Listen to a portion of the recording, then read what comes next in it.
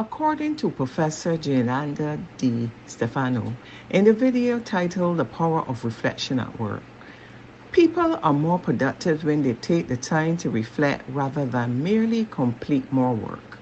What did she mean by this? Instead of spending all your time performing the task at hand, a 15 minutes reflective period will continuously improve your productivity over time. She also stresses that this should be performed on a day to day basis by all levels of employees and even in one's everyday life. In light of this, we concur with Professor Gianda Di Stefano since we think reflective learning boosts workplace efficiency. John Dewey, American philosopher and educator, believed that reflective practice is essential to learning and growth, both in the classroom and in the workplace. Dewey argued that reflective practice helps people to develop a deeper understanding of their own experiences, identify patterns and trends in their thinking and behavior, test their assumptions and beliefs, develop new skills and knowledge, improve their problem-solving abilities, and become more effective and productive. Dewey believed that reflective practice is especially important in the workplace, where people are constantly facing new challenges and problems. By reflecting on their work and identifying areas for improvement, employees can become more efficient, effective, and productive. John Dewey said, "Reflective thinking is not a chamber of solitary introspection. It is a social transaction carried on with the purpose of creating a shared understanding of the world in which we act and are acted upon." This suggests that reflective practice can help employees to learn from each other and to develop new ways of working together, leading to improved efficiency and productivity in the workplace. One of Donald Skong's greatest contributions to professional education was to stress the role of reflection within the learning process. Examining professional practice, Skong identified two types of reflection: reflection in action and reflection on action. Professionals can modify the situation they are working on while it is unfolding through a technique known as reflection in action, which is often referred to as thinking on our feet.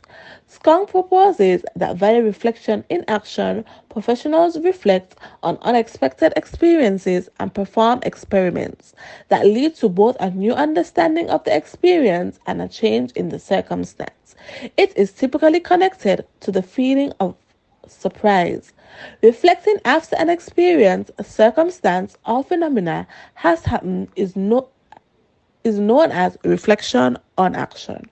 When professionals reflect on action, they consider what transpired in that specific circumstance, why they responded as they did, whether they might have acted differently, and other factors. Professionals who reflect on their experiences and consider alternative strategies to better their practice are said to be engaging in reflection on action. It is performed at a much deeper level as we learn to question our assumptions and can be used to explain why experienced practitioners often know what to do without understanding why they know what to do. The debate over the value of experience or reflection has sparked various perspectives.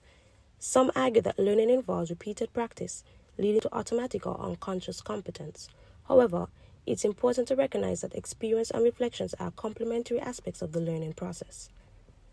Reflection serves as a bridge between experience and continuous improvement.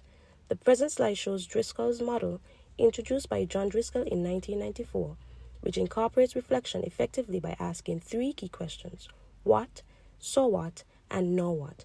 The what stage involves a detailed recounting of experiences, while the so what stage encourages applying learned knowledge to future situations, fostering personal and professional development.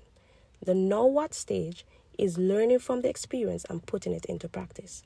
This model helps individuals make sense of their experiences, identify areas for improvement, and apply their learning to future situations. The synergy between experience and reflection fosters continuous growth and development, allowing individuals to adapt, learn from successes and failures, and make more informed choices in the future. Both experience and reflection are essential components of the learning journey, enhancing individual and collective capabilities. The benefits of reflective practice on the productivity of the workplace far exceeds the loss in time that may result from implementing this exercise. The company's ability to make a profit directly correlates to the ability of its manpower to perform highly effectively and efficiently. As posited by Professor De Stefano, the reflective practice need not be grandiose or time consuming, but simplified to the use of pen and paper and be limited to a small time allotment. The art of reflective practice allows the employee to deeply assess and introspect the events of their day. From this practice, the employee would be able to see mindfully and understand intellectually his or her job function, thus streamlining it from a deeper mental standpoint, which in turn makes the employee more efficient and productive.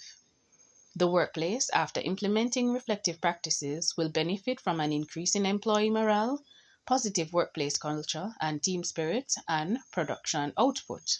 A reduction of human errors, accidents on the job, instances of prolonged illnesses, absenteeism, and the lackadaisical I don't know, I don't care attitude, as employees now know why they are there, what they are doing, how to efficiently carry out their job, and the importance of their job.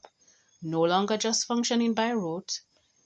In turn, the company's production would experience a positive, established increase, not just a production fluctuation. Reflective or reflexive learning is beneficial for moral and ethical behavior, but it has its detractors. One issue is the lack of time, exacerbated by crammed courses and overworked instructors. To practice effectively, time must be made in organizations where there is no extra time to spare, inducing a notion of unproductivity when evaluating members' work from an external perspective of achieving time-bound goals. Reflection and reflexivity in companies face challenges such as dictatorial meetings, low interaction, and a rule-based nature. Effective reflective practice occurs in learning organizations with coaching, mentors, or facilitators, not with them being spearheaded by heads of hierarchical structures. Hence, not all organizations can support a reflective or reflexive learning strategy, as most successful organizations have hierarchical structures. Wrapping up our discussion on reflective practices, we are in agreement that it is important to take quality time to reflect and be objective. As employees, employers, and students alike, reflective practices enhance our output. This is manifested in the work environment and also in the learning setting. Reflective practices develop our understanding of not only the situation, but also the why of the situation. Taking a step back to assess the situation that a student, an employer, or an employee faces prepares him or her to be better able to approach and solve the problem with courage, consideration, and calmness. Reflective practices in our day-to-day experiences augment productivity and efficiency. We agree with Confucius, a Chinese philosopher, who states, by three methods we may learn wisdom. First, by reflection, which is noblest. Second, by imitation, which is easiest. And third, by experience, which is the bitterest. From reflective practices, we posit that in the workplace, when it is emphasized, we would become knowledgeable, competent, and assertive in our job functions. We would be an invaluable asset to our work institutions and organizations.